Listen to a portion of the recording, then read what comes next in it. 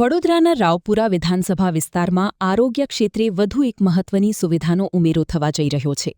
રાવપુરાના ward number 3 અને ward number 7ના junction પર રાજ્ય સરકારના આરોગ્ય વિભાગ દ્વારા નવી આયુર્વેદિક અને હોમિયોપેથિક હોસ્પિટલના નિર્માણ માટે ખાતમુહૂર્ત કરવામાં આવ્યું છે. આ હોસ્પિટલના નિર્માણ માટે રાજ્ય સરકાર દ્વારા અંદાજે 5,000 ચોરસ ફૂટ જગ્યા ફાળવવામાં આવી છે. મહત્વની વાત એ છે કે આગામી 4 મહિનામાં હોસ્પિટલનું બાંધકામ પૂર્ણ કરવાનો લક્ષ્યાંક રાખવામાં આવ્યો છે. હોસ્પિટલમાં પંચકર્મ અને યોગા સેન્ટર જેવી આધુનિક સુવિધાઓ પણ ઉપલબ્ધ કરાવવામાં આવશે. આ વધારાની સુવિધાઓ માટે ધારાસભ્યની ગ્રાન્ટમાંથી 25 લાખ રૂપિયાની ફાળવણી કરવામાં આવી છે. હોસ્પિટલની આસપાસના રોડ રસ્તા, પેવિંગ બ્લોક્સ તેમજ સુશોભીકરણના કામો વડોદરા કોર્પોરેશન દ્વારા કરવામાં આવશે. આ પ્રસંગે ડેપ્યુટી મેયર સહિતના આગેવાનો અને અધિકારીઓ ઉપસ્થિત રહ્યા હતા. નવી હોસ્પિટલ શરૂ થયા બાદ રાવપુરા વિસ્તાર સહિત આસપાસના નાગરિકોને આયુર્વેદિક અને હોમિયોપેથિક સારવારની સુવિધા નજીકમાં જ મળી રહેશે.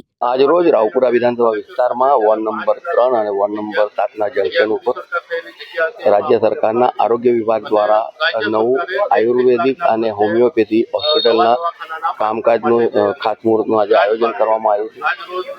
આજે જ્યારે આ કાર્યક્રમનું આયોજન કરવામાં આવ્યું ત્યારે આગામી 4 મહિનામાં જ નવું હોસ્પિટલ અહીં બનશે, જેના અંદર રાજ્ય સરકારે 5,000 સ્ક્વેર ફૂટની જગ્યા ફાળવી છે.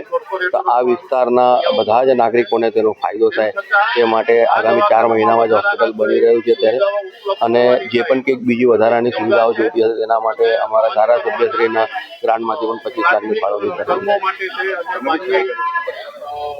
25 લાખ મેં જ કીધું કે અહીંયા જે પંચકર્મ અને યોગા સેન્ટર માટેની 25 લાખની ગ્રાન્ટની ફાળવણી કરેલી છે. અને તેની સાથે કોર્પોરેશનના ડેપ્યુટી મેયરશ્રી પણ જ્યારે આપણે ઉપસ્થિત છે ત્યારે આદિત્યભાઈએ પણ કહ્યું છે કે અહીંયા જે પણ પથ્થર પેવિંગથી રોડ રસ્તાનું જે પણ કામ હશે અને સુશોભનનું કામ હશે એ બધા જ કામો કોર્પોરેશન દ્વારા પૂર્ણ કરવામાં આવશે.